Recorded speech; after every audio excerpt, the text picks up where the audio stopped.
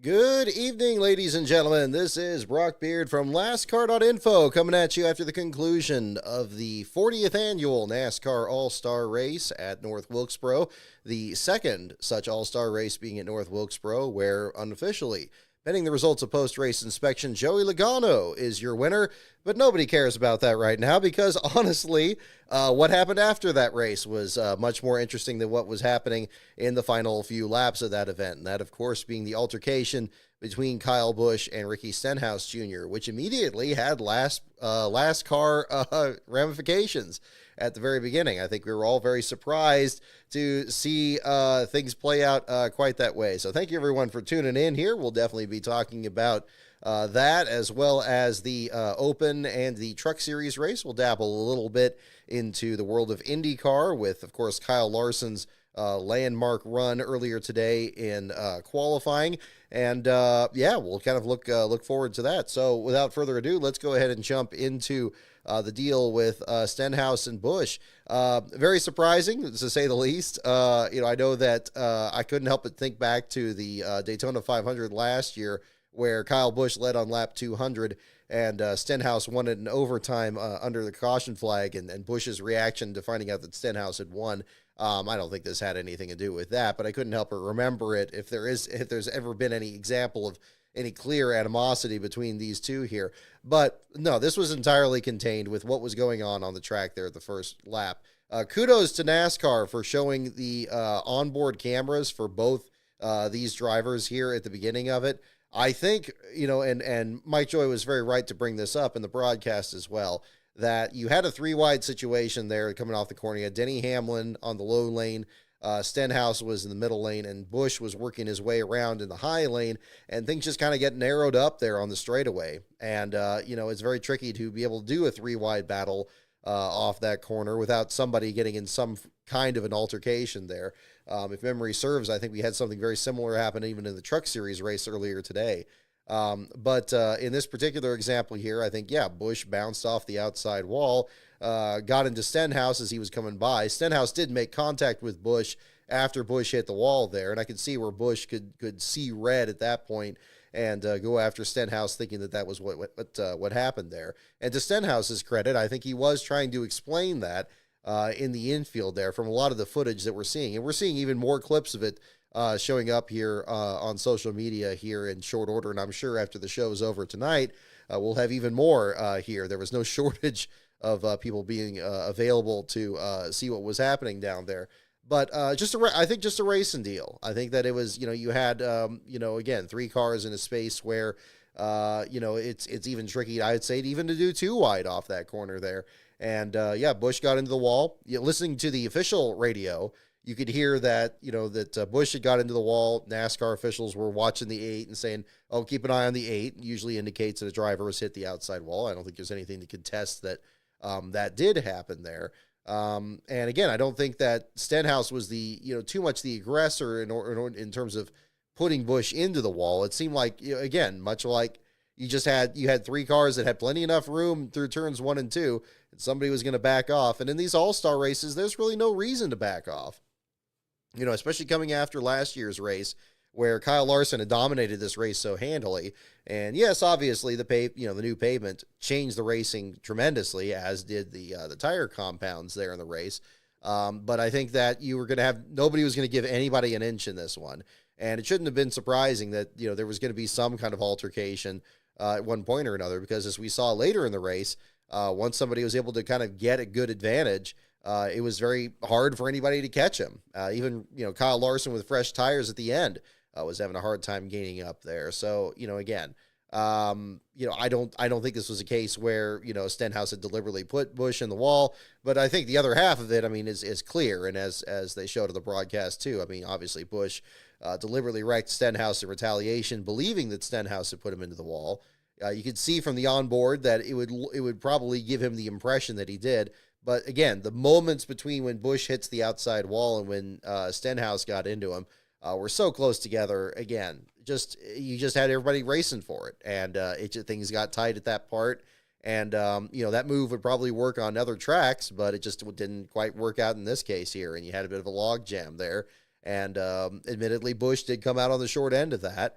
and finish it off there with Stenhouse. And unfortunately, Stenhouse had to spend the rest of the race there, not able to get out of the track because there's no tunnels there. Junior with the very interesting tweet there mentioning that about getting rid of tunnels at all these places if you're going to have altercations like this. And yeah, that would definitely create situations like this a bit more common. But I was still a little surprised that Stenhouse did, still respond that way so long after it. You would think that cooler heads would prevail, even in a race like this. It's maybe not the longest race on the circuit. Having a situation 2 laps into the race and then, have some, still feel the same way after 200 laps. But, again, maybe things were ramping up again there in the discussion. Luckily, we're getting some more clips here to actually hear what was going on there between the two of them at the same time. Probably a good time here would be, again, to kind of look at the footage here again. We can kind of get the second screen. Let me see if I can get that working, because I think this is very helpful in trying to break down something like this here at the same time. I had it pulled up on this, and let me kind of get that there. And let's drop that down and bring that over, and let's take a look here. So I guess we can kind of have this on a loop. And especially to have something at the very beginning there. I mean, it made writing the article a little bit easier, but I think beyond that, I can see where both sides would be upset about this. I mean, understandably, I'm not going to pretend that they shouldn't be. And as to whether or not, a fight's appropriate, I mean, it seems I'm not going to be the kind of person that's going to be hand-wringing over that, given the sport's history on such things. But let's go into can we go to the second screen here? Let's try that. Okay. So again, now I thought one thing I think was a little bit disappointing on the Fox broadcast is that they weren't showing this. Mike Joy clearly wanted to show the fact that there was an incident, between these two before there was actually, before Stenhouse was wrecked. And instead they just play the replay of Stenhouse getting wrecked again. And, even Mike Joy's like, well, come on, that one's pretty clear. So again, Fox being Fox, they're still having those issues. But I appreciate that earlier in the Fox broadcast, they showed a pretty good shot there coming off the corner. I was trying to find that before starting the show here, but this is still pretty good here to get the onboard for the NASCAR drive deal. So let's see. Kind of go through here. So yeah, Busch on the top, Stenhouse on the bottom. So again, a hole opens up, everything's stacked up because it's right at the beginning of the race here. You got Hamlin on the inside, you got Kyle Busch on the outside, Stenhouse here on the bottom. Yeah, I mean, he's finding a hole. He's hoping that Allmendinger here is probably going to be moving further ahead, and maybe he can actually continue to complete the pass here. Busch at the same time, he's got all this space here to the right of him here. Probably doesn't have any indication that Stenhouse is trying to make the move. I don't know if this is synced up with spotter audio, but you can look at that too. So Stenhouse makes a move. So right now he's pretty much door to door with Kyle. And again, you can't really see it on the onboard here, but it'd be interesting to know if he must be able to see it through the window net there to his left. But firmly a 3-wide battle. Hamlin's held up behind McDowell here on the inside. They come off the corner. And now you can see a little bit of Stenhouse's fender here. And Busch, in this case here, is probably just like, oh, wow. It's like, I didn't even, either if he didn't know he was there, surely the spotter must have let him know that he was on the high side of a 3-wide battle there, as to how close it could be. But, yeah, I mean, and this wasn't like, Stenhouse had dove in there at the last second either. I don't think that was the case. But even at this point here, Busch hasn't hit the wall. And, Stenhouse is still just trying to follow Allmendinger. He's not even following directly behind him. He's actually to his left rear. And I think he actually bounces off the left rear of Allmendinger's car here in the meantime, which is kind of interesting. But, yeah, right. If you want to frame by frame it here. So, yeah, so you see Stenhouse really advancing here at the same time. And there's really no room. I mean, there's just no place else to go. This place just pinches off. I think Busch found himself in a situation he couldn't get out of. And yeah, he bounces off the wall. Stenhouse is right next to him here. Then he bounces off him. There's a little bit of damage to the right rear of the 47 car here. And yeah, they played a bit of a role there. But again, just a close deal, just a close racing deal here. And I can see where both sides would be upset. I think Busch, if he was being honest, would probably be a little upset at himself and being in that situation. I think that, again, the spotter's role in all this and what was happening. Let's see if we do have audio on this. I don't know if it works on this, but we'll try that. I think it just has the car audio.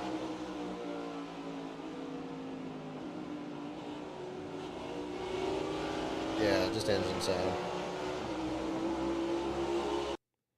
But, again, yeah, I mean, minor deal. These cars are pretty durable. I mean, well, then again, we did have the issue with William Byron in this race here, messing up the toe link on his car. That pretty much ruined his day entirely, but wasn't the case there with Busch. But, again, yeah, there was a pretty good opening here. I mean, Stenhouse is, yeah, kind of, you got to go pretty far back. Busch leaves it pretty open. I mean, he's much higher up the track than Allmendinger is. I mean, I guess you could blame both sides just as easily. I mean, Busch probably could have backed off, maybe got behind Stenhouse. But again, the All-Star race isn't about backing off. We're not doing a full 400 lap race here yet. We should, but that's a different story. But I think Stenhouse just had the move going here. Pretty much had the pass completed, had position right here. He's ahead of the 8 coming off the corner. Now again, I don't know what things look like behind the 8 here. We could look at that too, I suppose. But yeah, again, pretty much had it clear here too. But at this point here, the 8's just about against the wall here. And yeah, there was some contact, but again, I don't think that even happened until the 8 actually hit the wall. I think it was very quick. I think in the moment, it must have seemed like Stenhouse pinched him up there, and I'm sure he thinks that Stenhouse would swipe it up there and just, dive bombed into the corner. But this is a corner exit here. And Stenhouse had no reason to kind of, jerk his car to the right and put Kyle in the wall there. So just, it's an unfortunate situation because then, of course, Stenhouse's car gets cleaned out. He finishes last in this race for the second straight year. Yeah, just kind of a bizarre circumstance there too. But again, I don't think personally that, again, I think this is a bit of a misunderstanding. It's unfortunate. I don't know what access everybody had to the different angles that were getting shown and everything. Let's see, where is it? We got okay, here we go. Yeah, I wanted to save this one too. Let's get kind of the view. We'll go ahead and we'll do some, if we don't mind, kind of something a little different here, kind of looking at footage. But that's probably what everybody else is doing right now too. So let's see here. So right at the start of the race here, let's see, we'll mute this just to make it a little bit easier. So again, first lap. All right, yeah. See, Stenhouse has this move on the outside of Hamlin, and Kyle Busch he's the only one that's pretty much up in this lane, and there's definitely a hole there, and it's not, I don't think it's anything where Stenhouse is being too aggressive. You got Denny Hamlin down here, you got Kyle Busch up here, and, again, just making the move. Now, I think the camera cuts away so you don't get a perfect view. There's that one reverse shot. I'm sure somebody will post it here that I think captured it really well. But this is, again, kind of what you can do. I think where you have that downhill portion into turn 1, and these cars just, they ramp up this outside lane, and and again, some of them can just go really high to the outside there, and you can leave the bottom open, and but that, of course, if you do that, especially with these cars being so even in the Cup Series, that can really put you in a position to get taken advantage of. I think Kyle tried to cut this off, maybe diamond the corner a little bit, holding the outside line. And he had room that if he did back up, you have an opening right here. These cars here aren't right behind him. I'm trying to see whose those are there, but it's not like they're stacked up right behind him and he couldn't make his way in. But it's a difficult situation. I could see this happening in a simulator or in a playing a papyrus game. There, you get stuck on that outside lane. You got traffic coming there, and they're not going to move out of your way for you. And in point of fact, Stenhouse couldn't because again he had Denny to the inside. Again, if I'm going to put blame on anything, I'm going to put blame on Busch for this one, either being too quick to take that outside line. Well, even again, looking at this angle here, coming off the corner, all this space that you have on the outside part here, and yeah, it narrows down with the safer barrier and everything on the back straightaway here. You got Stenhouse here in the middle. There's McDowell, and then you got Hamlin right behind. He's almost working on McDowell at this point, not just working past Denny Hamlin. Firmly on the inside. Spotters got to do their jobs there too. But yeah, it's just kind of this wall, maybe isn't as even, maybe comes inward. Actually, you can kind of see it right here, kind of how the line of the wall goes and kind of bows out here a little bit. I think he just caught Kyle Busch by mistake here. And again, first lap of the race, very easy to make that kind of mistake. And, you know, again, should McDowell have given Stenhouse some more room? Perhaps. But again, they're racing for position just as much as anybody else. You know, nobody lifts, and Kyle ends up on the short end of it here. Luckily, he doesn't have a car directly behind him to run him over, kind of like what we would have seen at Darlington last week. But just a rough, you know, situation there. And, you know, he sees Stenhouse sideswipe him. He gets to the inside here and immediately starts hounding his bumper coming down the front straightaway. And from here, pretty much everything else is pretty self-explanatory. Busch gets in the corner, and after running the high lane through turns 1 and 2 the first lap, is now very much in the middle lane and just gets a couple bumps there to the rear bumper, stays on him. 47 hooks, cuts to the right, knocks the right front into the wall, and that's a short afternoon for that. Oh, Ty Gibbs and Noah Gregson behind him. Thank you, Jimmy Clemens. So, yeah, so there you go. So, again, you know, pretty open and shut. But, again, I think that you could have a wreck like this here where it does still seem that pretty straightforward. But, yeah, that's going to plane out there, too. Note the black mark on Kyle Busch's nose and just in front of the 8. There was slight contact with Stenhouse's right rear at the end. There was. I agree, Aaron. No, I'm not saying there was zero contact with the 47 and the 8, that they didn't touch him. That's not true. I think that the contact, much like we hear with Busch, with Stenhouse in his interview afterwards, that happened after the 8 was already in the fence. You know, and again, you know, I think that was really what Kyle was responding to more than anything. And I'm sure the bam bam of that between the 8 hitting the outside wall and the 47 getting into him, probably thought, oh, well, this guy must have forced me into the fence. So that would have been the situation there. So, you know, an unfortunate deal. You know, again, unfortunate for really both of them. I mean, Kyle wasn't really much of a factor in this race either. And that all playing out at the same time too. I guess we could look at the other, where is it?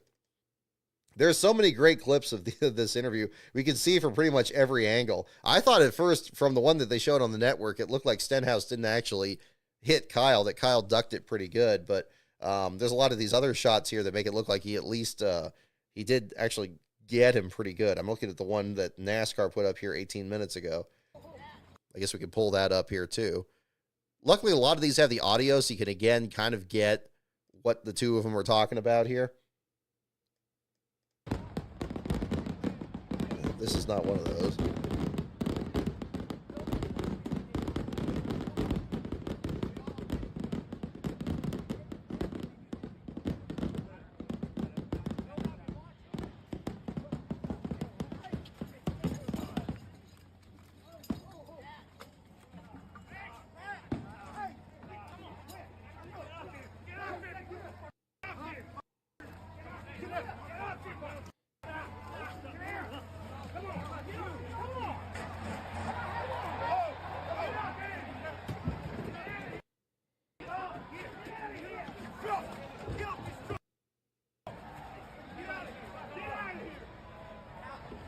It was amazing how many people got involved in this too. Of course, you know, we get the drivers and the teams are standing right there, and that's your guy. You know, I can see where they jump in on it and all that. But where was it? There's one of these where you could. There's so many of these that are being posted. There's some of them you can actually hear what they're saying. I want to kind of cover that.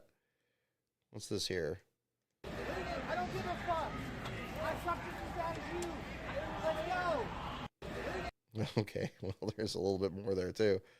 Goodness. Let's see. Yeah, the memes are definitely running on here too. Hang on, let me get this out here. Yeah, it was interesting, definitely in the interview after the accident actually happened, and of course Stenhouse mentioning he couldn't leave, and then talking to media about, you know, it's like, yeah, just stick around and, you know, see what happens. And, you know, him telling Childress to hold his watch and all that after the thing. It's like, okay, well, you know, in that moment, I figure, yeah, if Kyle Busch somehow got in another accident or something like that right afterwards and then had to get his car towed in the garage right next to the 47, you know, I figured, you know, something was going to happen. But after the race was over with, even with, you know, as quick as it went by with that last part of it, I was thinking it was almost going to kind of blow over. But again, I guess again, the proximity to everything, not being able to get out of the track there, and just being right next to all these teams as they come in, it was just it was too much to have go on there. Where's the one here? I'm trying to find the one where it has really good audio on this, because I know there was one that I pulled up that seemed to get it pretty good. Gosh, everybody finding each other in the crowd there too. Let's see.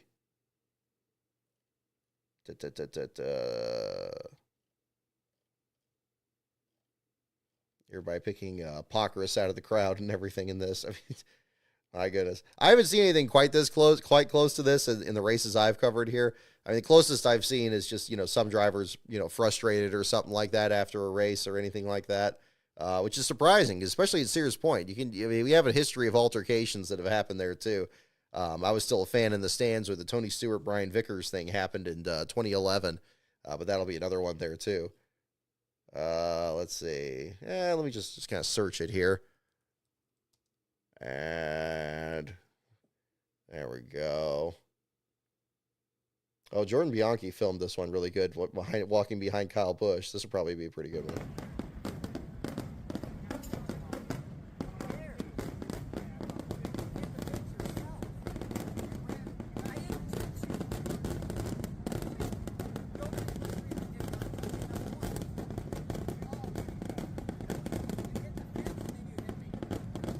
See, again, Stenhouse saying, "Yeah, you hit the fence, you hit me." That's the way I see it too. And again, it's again, I don't blame Kyle for not seeing that initially. I mean, that's probably the way, especially seeing the 47 get into him afterwards. And I guess Stenhouse not addressing that because they did make contact.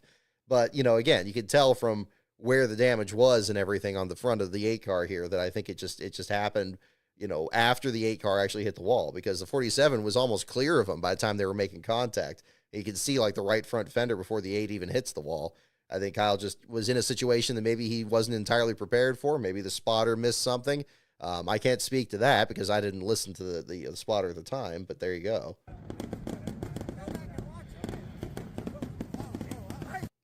It's actually kind of surprising that this went into a fight at that point, because I think Stenhouse is being very rational with this at first, and just saying like, look, just go back and watch it.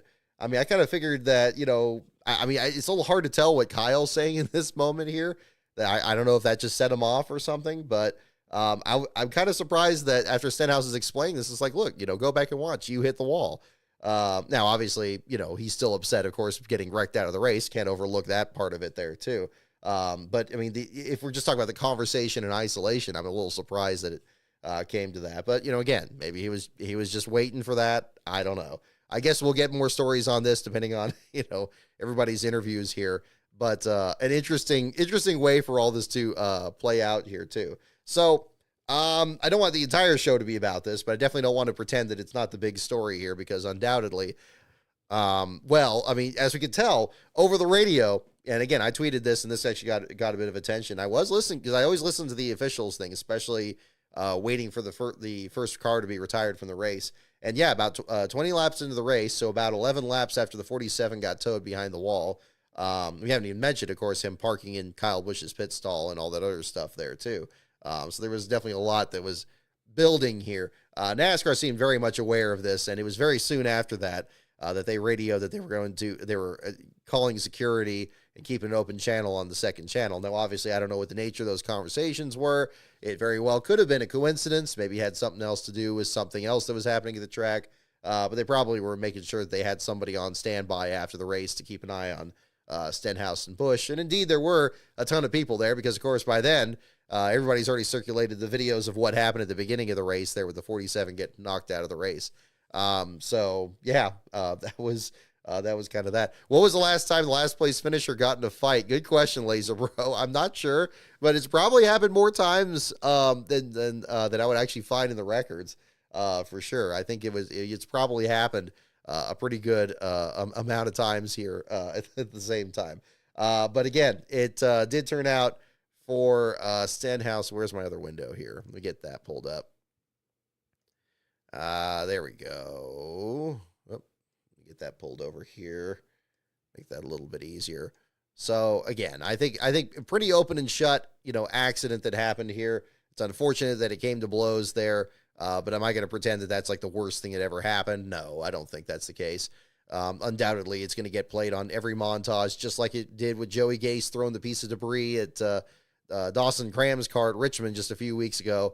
Yeah, I mean, this is going to, NASCAR is they'll probably, I mean, again, I don't know what their penalties will be. There's so little consistency in how NASCAR handles this that it could just as easily be, a suspension for the both of them as it could be just a slap on the wrist, and then we just move on to the 600 and everybody gets to say, oh, tune in for the next round, even though the 600 is ironically the epitome of patience. We're one where you really, really can't afford to have something to happen on the second lap of the race because you're just going to be screwed. You're just going to be in a situation where you're just not going to be able to do anything. So, but we'll see. I mean, we've seen incongruous marketing attempts for the sport before, so I guess this wouldn't be too different too. But yeah, it's unfortunate to have a wreck happen that early in the race. I hate it for both of them. It's a mess, and we'll see what happens. But I'm going to be curious. I was listening to a few of these clips before starting the show tonight, kind of get a bit of an idea of what exactly was going on. But Hot Dog, I think you might be close to the truth there too. Kyle probably blew him off, and that's what angered Stenhouse. Very true. It's very, very, very possible. But I think we'll get definitely another idea of that going forward there too. It's kind of surprising that Kyle even had the discussion to begin with too. But again, hard to tell there. But we'll go into the race results here at the same time. Ricky Stenhouse, again, your last place finisher, the second straight year that he's finished last in the All-Star race at North Wilkesboro. Last year, ironically, that was one that had very low attrition. And he actually finished, I think it was just a couple laps down, had a couple of spins, just had struggled out there, and finished the race under power. This case here, very much the opposite, getting wrecked at the very beginning of it here and only completing 2 laps. William Byron losing 14 laps after a broken toe link on the right rear after smacking the wall off turn 4. He ends up in 19th. AJ Allmendinger actually looked like he was really dropping off the pace there at the end. They showed him 2 laps down at the finish. Not exactly sure what was going on. They do show him pitting on lap 198. So they must have had some kind of an issue there towards the end. They showed him losing a second lap there to the leaders and just looked like something was sideways there, which is unfortunate because he had one of the most interesting and entertaining intros there during driver intros at the track there. Rounding at the bottom 5 are Christopher Bell and Brad Keselowski. Both of them we saw battling among the leaders at one point there, but just dropped back at the very end of it. Kyle Busch, the other part of that fight there, ends up in the 10th place finish there. But, of course, Joey Logano winning the race in dominant fashion. I believe they said he led all but 1 lap, which was pretty surprising, especially given with the different tire compounds and the new pavement and everything else that's changed from this race last year, adding the mandatory cautions and so forth.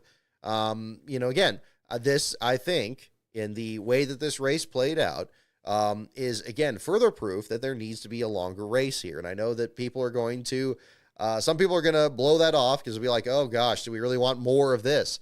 The answer is yes, because from the very beginning, and I said this in last year's show too, North Wilkesboro is a gauntlet. It is meant to be. It is a long-run, tire wear, dominating, race. You have a lot of different winners here that won by pretty big margins, that led large numbers of laps, and not all of them won the races, mind you. When Harry Gant was trying to win his 5th consecutive race here in 1991, he dominated this race.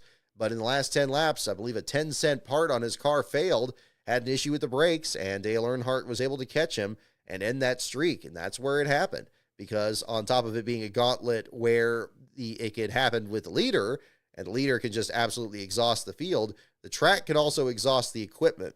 And it's a great short track for that example, which makes it very, very different from a track like Bristol, where it's all about cars running into each other and the high speeds and, the big wrecks and so forth.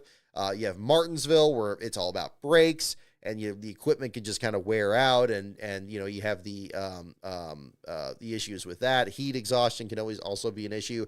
And then you have Richmond, which is like the super speedway of short tracks, where again, it's got long green flag runs, very difficult to complete passes. Wilkesboro kind of takes all of those most difficult elements of each one of those tracks and just ramps them up that much more.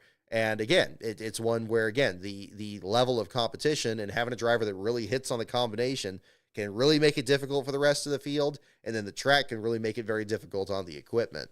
And that needs to have a long race. And I think bringing back 400-lap races there and continuing the tradition of that is where you're really going to see that. And I think that Would Joey Logano, under those circumstances, have remained as dominant and won a 400 lap race here? It's really hard to tell. He certainly had the field covered for this half of it, just like we saw with Kyle Larson in this race last year, despite coming back from a pit road penalty in that race as well, but this among a much smaller field, not a full field of even 36 cars today, which actually, in spite of the fact that I'm not a big fan of the charter system, is not really that much bigger than the size of the fields that we had back when Wilkesboro was running full 400 lap races. So I do believe that the conversation should stay there. I know that they've already announced, and you could hear over the PA system in some of these clips, that they're going to be running the All-Star race at North Wilkesboro next year, and that's fine. But maybe we get to a situation like Texas had, where they also had a points-paying race. I think that should be on the table. I think that would be very interesting to see. And certainly the field would approach it very differently for having a much longer race there. I think the Truck Series race, which itself was longer than the main event for the All-Star race, put on another fantastic race, even though it got broken into 2 days here because of the storms that we had this weekend. I think it would be very interesting, and I think it would be different enough from the All-Star race that even if you still had the All-Star there, it would warrant having those two different events because they're going to play out very differently. And I think that's another thing to look at. I still also think that, probably a more long-term solution for the All-Star race would be to have it at Atlanta, because I think Atlanta has turned from a track that's appropriate for, again, long-term races, long-distance races, 500-mile events. I think it's now turned into an event that, is probably much better for short sprints.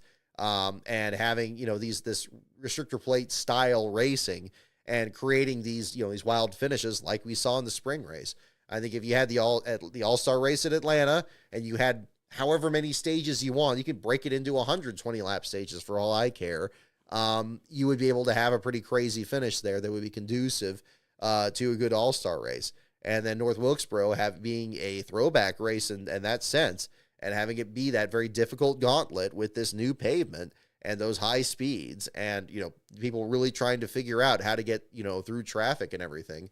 That would be really interesting. Now, the other piece of the puzzle that needs to be solved, of course, is the issue with the short track package. And this race, I think, even despite the tire combinations, still shows that it hasn't been solved. And we saw that towards the end of one of the stages there, where you had Joey Logano trying to get around Bubba Wallace and Chris Buescher trying to get around Michael McDowell, and both of them are just stuck. They just can't do anything. They can't run in the back of them. They can't work their way around them.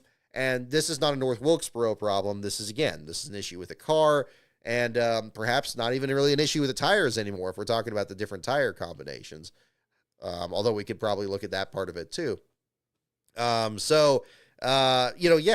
saw the same problem that we heard Denny Hamlin complain about at Martinsville, very similar to the problems we've had at Richmond. Not so much at Bristol because we had the weird deal with the tires there, and that race became a complete outlier. But very much the same problem we've had on the short tracks with the next-gen car. We still saw a bit of that here. I don't really blame the dominating performance of Logano on that, because, again, I think that Wilkesboro can lend itself to those kind of races.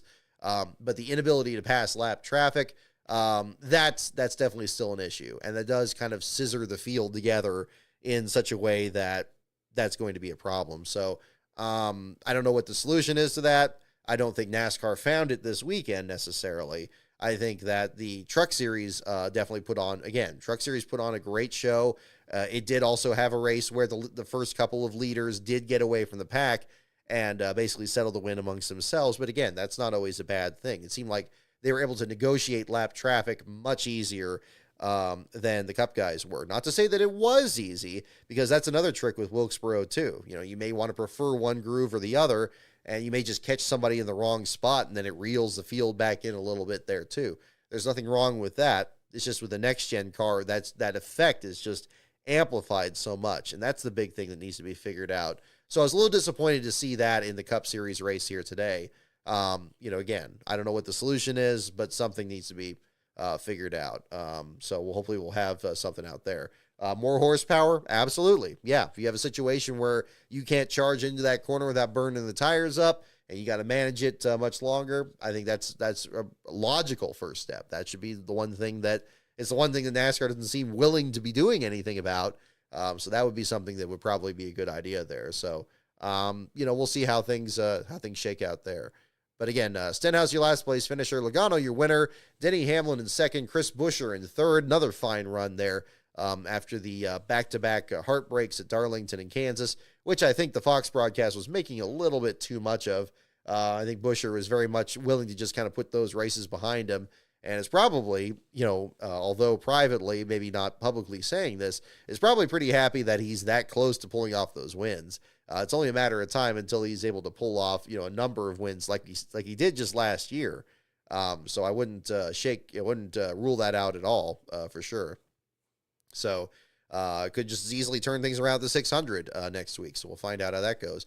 And then Kyle Larson in the fourth spot was able to benefit from fresh tires to get what seemed to be about an eighth place car in the closing stages up into the top five there. Ryan Blaney in the fifth spot. Blaney was able to battle with Joey Logano for a bit, but much like we saw with lap traffic, had trouble getting around him too. Again, that's just a limitation of the car. More horsepower is something that you could look at again and try to make that a bit more manageable. And just see how all that shakes out there. Bubba Wallace in the sixth spot, Ross Chastain in seventh, Chase Elliott eighth, Michael McDowell in ninth, and again mentioning Kyle Busch finishing in the 10th spot there. So again, not the most dramatic finish in the All-Star race. The All-Star race has definitely had its share of clinkers. I've mentioned this in the past here. Just this weekend, somebody was asking me about a good All-Star race to watch this weekend. And again, I suggested the 2000 All-Star race. In my mind, I think that's one of the last great ones that we've had over the last few years in terms of the overall event. I think 2009 had some really good moments in it. NASCAR Man did a great job posting firsthand footage from that race with that crazy battle with Kyle Busch, Jeff Gordon, and Ryan Newman at the front of the field. There's been other good open races in that same span too. But that's the race I really kind of circle with, again, just being a great event. Dale Jr. pulling off the win there. Just all the craziness that was happening in both the open race and the main event there. And shows just really, what the potential is in that event. I know there's been some people discussing the possibility of the race going back to a 1.5 mile race. I still think, again, Atlanta would probably be the best candidate among the current crop of tracks with the current car. We'll see how that all plays out at the same time. But congratulations to Joey Logano, again, pending the results of post-race inspection, and we'll certainly find out what's going on from there. Going into the open race here, too, Ty Gibbs, also dominant. The only driver that led all the laps, so we didn't really get any battles for the lead there. Bubba Wallace holding second for most of that event. Josh Berry did a fine job in the third spot, really building on the great short track performance we saw him at Bristol recently. Justin Haley distinguished himself, climbing from 16th to finish in the fourth spot there. Fine job for the Rick Ware racing effort. He had one of the two most popular guerrilla ad campaigns here to win the fan vote there. Did a fine job there with that. So again, a great finish there, trying not to rely on the fan vote here at the same time. Carson Hocevar with the other one that got a bit more attention there with his fan vote, finished in the 10th spot there in that. A little surprised that Noah Gragson got the fan vote again. I know he did get it last year. But I don't know if it's just the Junior Motorsports effect for whatever, even though now we're a couple of years removed from him driving for them. In fact, now driving a completely different manufacturer from Junior Motorsports this year. I found that a little anticlimactic, to be honest. But again, Gragson's been impressive for Stewart-Haas Racing this year, had some good runs like he had at Phoenix there, earlier this season. But again, I was a little bit surprised that it wasn't going to be the 77 or the 51, given how much effort was put into the campaigning. I guess, like any campaign, if you're putting a lot of money into it, I guess it's not always guaranteed of results there, or people are just mindful of that. But I guess that'll be another one to look at there too. 2004 Nextel Open, yeah, exactly. Nickel Cookie, yeah, it's definitely that one too is one that I was interested there. But yeah, I found that very anticlimactic with Gragson winning the fan vote. Not to say he didn't deserve it if people voted for him and legit. I don't want to be sour grapes about that there, but given all the hype given behind the other campaigns, I found that a little strange. Kind of reminded me when they were voting in people for the Pro Invitational series on iRacing, and Jesse Iwuji always kept winning them. And it's like, okay, that's cool. I like Jesse Iwuji, but I don't really hear that many people talk about him that much. So I was like, wait, why is he winning this fan vote all the time? So I don't know. Kind of it. I guess, sometimes, if the wind's at your back, I guess you can only lean into it. There's nothing much more you can do about that. Your last place finisher in that looked like it was going to be Timmy Hill. Driving the number 66 car. They had issues with the brakes from the very beginning. They weren't sure if the brake fans were working. In the broadcast, they said that he pulled behind the wall. That was not the case. He was on pit road with the hood up. They were trying to figure out if the fans were working. They sent him back out there. He lost several laps in the process. Made a couple other unscheduled stops because the brake pedal kept going away. Hill reported over the radio that this seemed to be more of a heat issue instead of a brake fluid issue that we usually do see in these races, especially with the next-gen car here. But ultimately just kept going. He did eventually climb past one car, and that was Austin Cindric, who himself was also not eliminated from the race, despite a very hard hit to the outside wall in a tangle with Carson Hocevar there on the front straightaway, destroyed the right front corner of his car. But a fine job that they did actually clear the crash clock, which I didn't expect them to do. I didn't expect them to really even try. I figured in a race like this, where, again, so low attrition, and Gibbs having this race very much in his back pocket from the start of it here, I was, surprised that they did. But again, kudos to them for trying, because if things went, completely crazy and you had a big pile up that was going to involve a lot of these drivers on a restart, who knows? Things could have turned out very differently there. Unfortunately, it ended up being the first last place run for the number 2 in the All-Star Open, that being largely because number 2 hardly ever is in the Open. Certainly, it's finished last in the main event, I believe, 3 times, most recently in 2013 with Brad Keselowski. But regardless, Cindric being your last place finisher of the Open, that article is pretty much done. We're waiting for the word on the technical inspection here for the All-Star race, and we'll find out what happens there. So you'll have those both to read once those are up there at the same time. Bottom 5 finishers in the Open race: Austin Cindric in last, Timmy Hill next to last, Eric Jones, Zane Smith, and Daniel Hemrick rounding out the group there. Hemrick in next to last place for a while. Took the lucky dog away from Timmy Hill at one point. Climbed back up a few spots there up the order, but wasn't quite able to have a great finish there too. Alex Bowman not a factor in really the finish. He seemed to be battling up to about second or third spot, ends up settling back in the 6th position. Stuart Haas teammates there, populating the field there. Looks like all of them, let's see, was it, did they all finish in the top 8? Looks like, yeah, they did. Yeah, all finished in the top 8. So even in a 20-car race, that's still good. I mean, at least there's something else they could look at. Again, pretty impressive to see Barry be the best of the group and also the best of the rookies by a pretty wide margin over Hocevar there in the 10th spot. So pretty open and shut for that. There's definitely been a history there too. We can talk about the Truck Series race, and in this, we have to definitely talk about the big storm that went through there. One thing I really want to mention from this before going into the Truck Series part, I'm very critical about a lot of things that NASCAR does or doesn't do, or its broadcast partners and so forth. But one thing that I hope you don't hear me say, and I hope I haven't said it, is that they don't care. I think, especially when they, saying that they don't care about getting a race put on. I think that whether, there's been a solid history of this, whether it was all the stuff that happened in 2020 and trying to, first piggyback on the Pro Invitational Series and then reorganize a schedule based on what tracks they could go to run, the rest of the season and get that number of races in, to, invention of the Air Titan and trying to reduce the amount of time that you had of actually trying the track. And then you have an event like this weekend, very reminiscent of the Bristol Dirt Race in 2021 when they had that on new event on the circuit, or at Chicago last year, where that was a new event on the circuit. Now this one, not the first year they've run this race, but very close to it by being the second event and still had a very good turnout. You just had a monsoon of rain coming through there. Get about, 70 laps into the Truck Series race on Saturday. Said there was going to be about a 65% chance of rain. Turns out the 65% chance of rain was of just a monster storm that rolled through there. I believe the reports were that there were 5 inches of rain that fell in 90 minutes. That is unreal. That is a almost biblical amount of rain that it could fall in one area there. And unfortunately, with the track being sloped on a hill there, it collected over in turn 1. And it just, the drains got backed up there.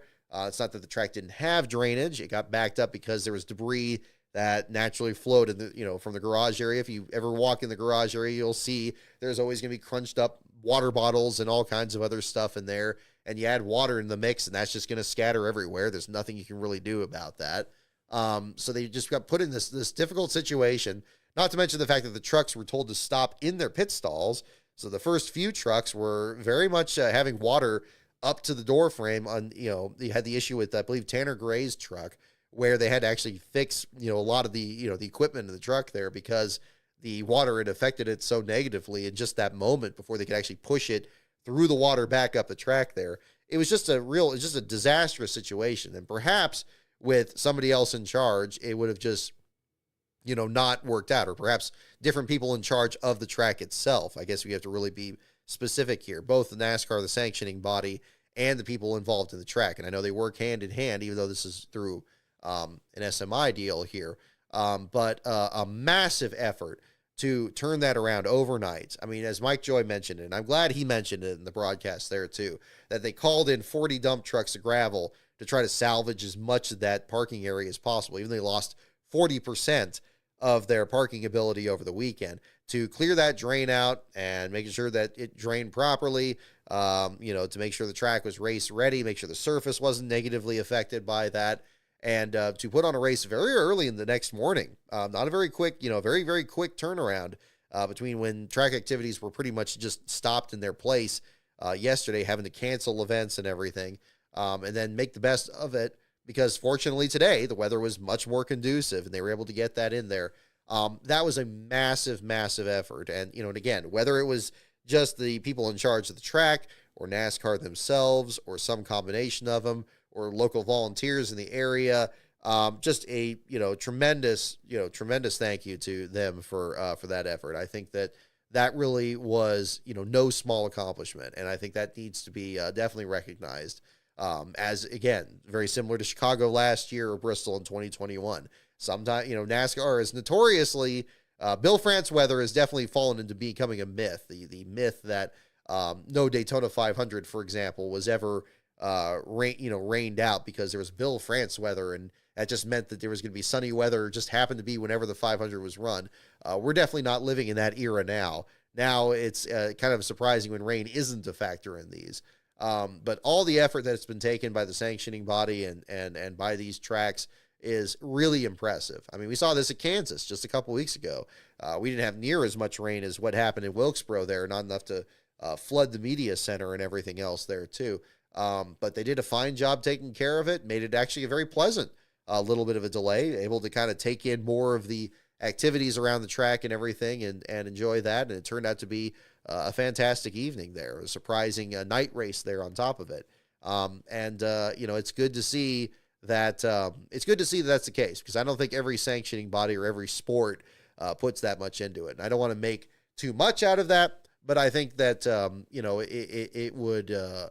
it would be better to go too far into it than not enough. So I definitely want to mention that. But through it all, we did get the Truck Series race in finally this morning, with Corey Heim racking up another victory over Grant Enfinger. Lane Riggs with a fantastic top 5 finish, well-deserved, his first top 5 of this year. I'm sure he's been just endlessly frustrated with how, his year has started, given how, fantastic his starts were. And we just had isolated part-time efforts for different teams these last couple of years, finally getting his feet under him. Certainly the team is good enough for being the championship team with Zane Smith. But a good effort there. And Brendan Butterbean Queen definitely, took the center stage there in the broadcast.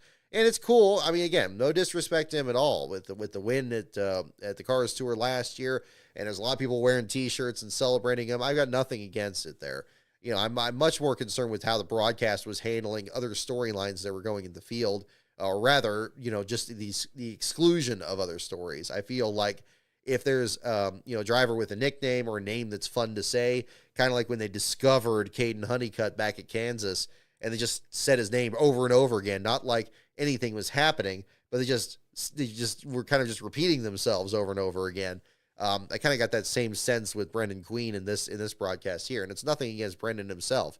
It's just the way the broadcast just seems to get this tunnel vision and they lock on something, and then everything else that's happening we just don't see. And it was a little disappointing that still stayed the same from Saturday to Sunday, because I think that North Wilkesboro puts on some of the best Truck Series races on the current schedule, right up there with IRP. I've said this the other day that with the new pavement, this feels like having a second IRP, which is fantastic, because I think that kind of track, which is very much to the roots of the Truck Series, back when it was just running short tracks and maybe the occasional road course, they put on just some fantastic shows, and that's still in the DNA of the sport, where they just make all that contact and really kind of show that great close quarters racing.